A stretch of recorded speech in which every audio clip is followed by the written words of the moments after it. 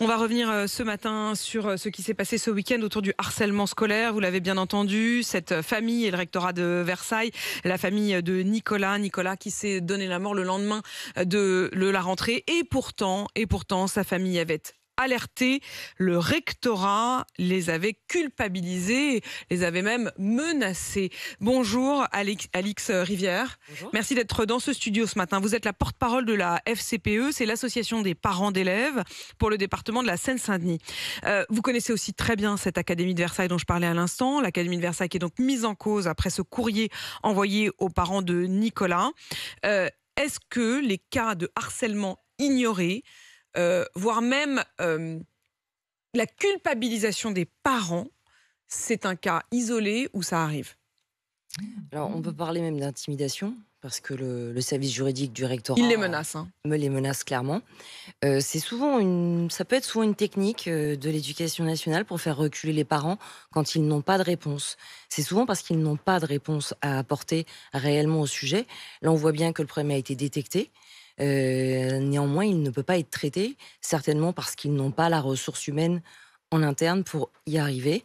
Donc, ça monte crescendo parce que l'éducation nationale a ce défaut de assez peu reconnaître ses erreurs. C'est-à-dire, par exemple, l'administration fiscale s'excuse facilement quand elle fait une erreur. En revanche, l'éducation nationale, ça se termine en général par « bon, c'est un malentendu ». C'est un malentendu, Voilà. vous vous êtes trompé. Alors cette fois-ci, c'est le ministre de l'Éducation lui-même qui parle d'un courrier de la honte, qui va convoquer les recteurs d'académie aujourd'hui même au ministère. Dans ce courrier, le rectorat écrivait aux parents donc de Nicolas, qui avaient fait part de la souffrance de leur fils.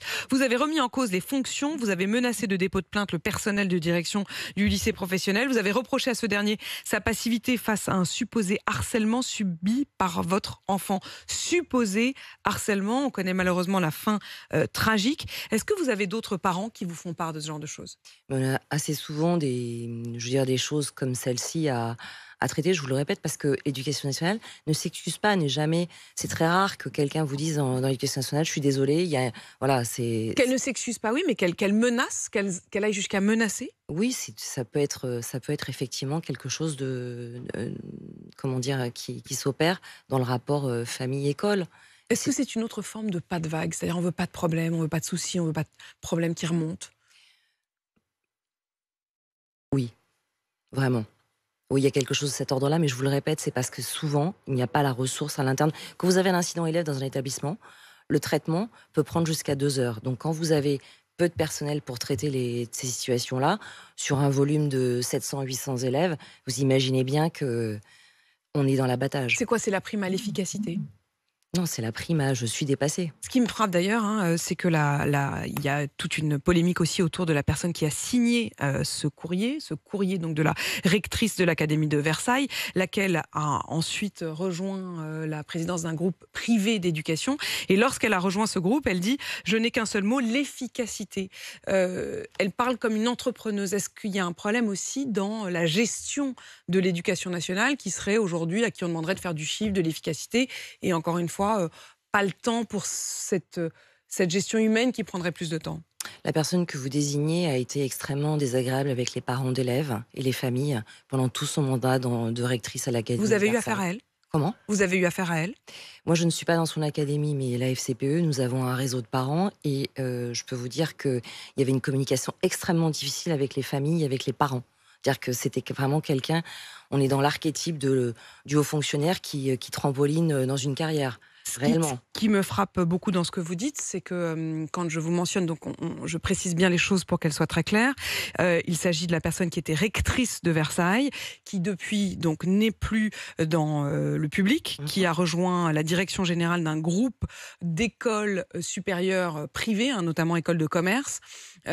Lorsqu'elle a pris cette direction, je précise les mots qu'elle a dit. Elle a dit je n'ai qu'un seul souci, faire apprendre, innover et se développer, mais j'aime penser l'avenir et le faire à venir. J'aime faire et j'ai le goût du résultat. C'est cette expression, j'ai le goût du résultat, qui frappe comme étant plutôt que le goût de l'intérêt général ou de l'accompagnement de l'enfant. Alors évidemment, c'était au moment où elle a pris la direction d'un groupe privé qui a bien sûr comme objectif aussi de faire des profits.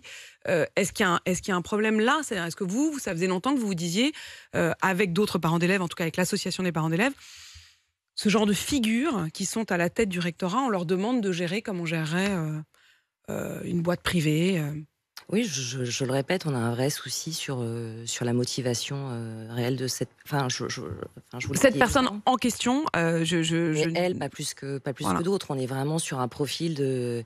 Je vous dis, enfin, nous, on le ressent plus comme un profil carriériste qui est absolument pas effectivement au service des élèves et de leur Il réussite. faut changer la formation des recteurs. Là, en l'occurrence, Non, c'est une là, personne qui est énarque, je pense que qui est c'est là et un. qui aurait pu être ailleurs. Oui, c'est une proche d'Emmanuel Macron aussi. On sait elle faisait partie de sa Alors, je ne sais promotion. pas si elle est proche. En tout cas, elle était dans sa promotion à l'ENA. Oui, enfin. Pour vous, elle est proche. Pour vous, elle était là parce que... On sait que l'ENA, c'est aussi un réseau d'anciens élèves qui fonctionnent aussi beaucoup ensemble. Je veux dire, moi, je sais pas un gros mot pour moi, le réseau, mais après, derrière, c'est qu'est-ce qu'on en fait réellement. C'est la plus grosse académie de... Enfin, je veux dire, Versailles, ils ont des gros soucis d'affectation, ils ont des gros soucis de relationnel avec l'institution. L'institution, depuis l'arrivée réellement d'Emmanuel Macron en tant que président de la République, a de plus en plus repoussé les parents en dehors de l'école. On voit bien que dans cette situation-là, sans la famille, on ne peut rien faire. Et moi, j'ai une pensée vraiment pour cette famille qui aujourd'hui est en très grande souffrance. Merci Alix Rivière d'être venue dans ce studio. Je rappelle que vous êtes la porte-parole de la Fédération des parents d'élèves, donc dans le 93. Il est 7h20 sur RMC et ne manquez pas tout à l'heure à 7h40 aussi le témoignage d'un de nos auditeurs qui nous appelle ce matin, qui est professeur des écoles, qui est ancien enfant harceleur et qui témoignera à 7h40. À suivre dans Apolline Matin sur RMC. Dans 20 minutes, en autre administration, autre défi, à 7h40, le ministre de la fonction publique, Stanislas Guerini, il vient dévoiler sur RMC les mesures pour renforcer la sécurité des agents d'accueil, notamment à la CAF ou à Pôle emploi, victimes d'agressions, d'incivilité à répétition. Puis avant cela, il y aura vos rendez-vous, l'économie avec Manu Le Chypre et puis Arnaud Demange qui pirate le face-à-face.